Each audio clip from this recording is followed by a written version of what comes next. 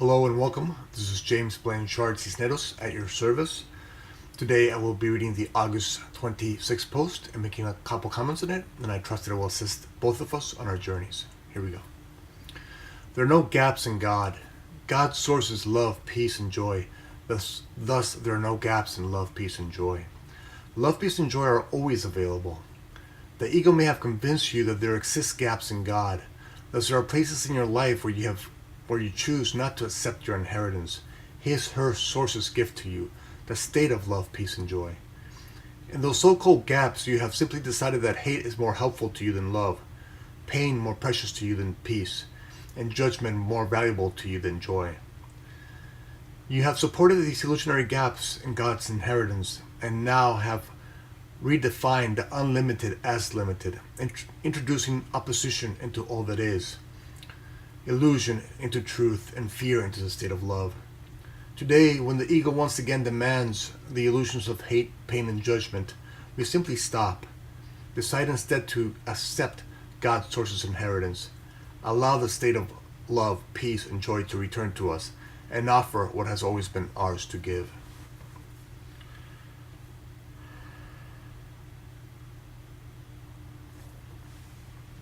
There are no gaps in God.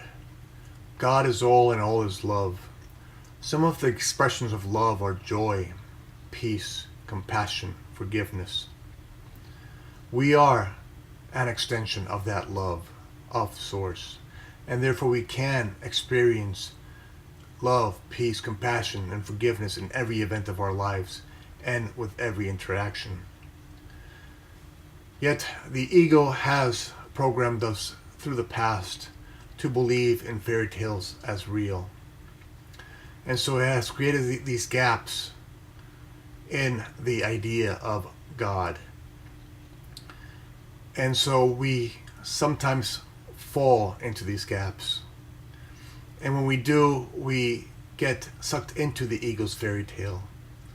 And when we are in the ego's fairy tale, we start looking around and seeing our peers, our parents, or those we trust reacting with anger, resentment, anxiety, stress. And we figure this is just the way it is. We figure they're doing this, so it must be the way that we must react and be. And so we go ahead and react and be in the ego's fairy tale just as the peers and parents might have.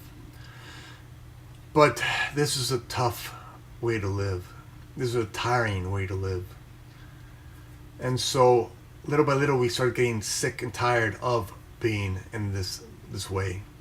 And somewhere within we feel like there's something more, that there must be a better way to be, to act, to live, to interact with each other. And so we start choosing to think in our own truth, through our own truth. And we start reacting more with love instead of hate, with more compassion instead of condemnation. And so when we do this, when we start realigning with our truth, we start lifting ourselves up. And little by little, we lift ourselves up from these holes, from these gaps. And when we do, we start accepting God's inheritance. For every time we act and react through our true self, through our truth, we are simply accepting God's inheritance, that we are loving, compassionate, and forgiving beings, and reacting and acting to our brothers and sisters as such. And the more we do it, the more we realize that this is how we want to be.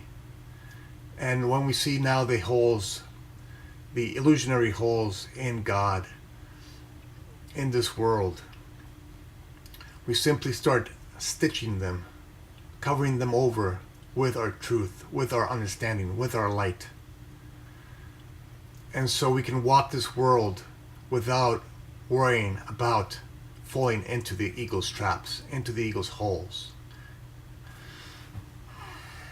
And so today, let us realign ourselves with our truth. Let us accept our inheritance, that we are loving, compassionate, forgiving beings, and that we can express this in every event and with every interaction. And let us simply walk through the world steady, strong, trusting that God is whole, that God is all, that God is all that is, and that there's no opposition to what is all. That God is truth, and that there's no opposition to illusion. That God is love, and that there's no opposition to love. There's no such thing as fear when love is all. When love is all encompassing, there cannot be an opposite. And so today, when the ego insists and tries to have us fall into its holes, into its gaps, into its illusionary gaps, let us simply remember our truth and stand strong in our truth and become an example to others of our truth and their truth. And they will see us, they will see our light shining, and they will want to know what it is we're doing and how it is we're thinking, to have such peace of mind and joy and compassion and forgiveness for everyone and all. Thank you very much for joining me today.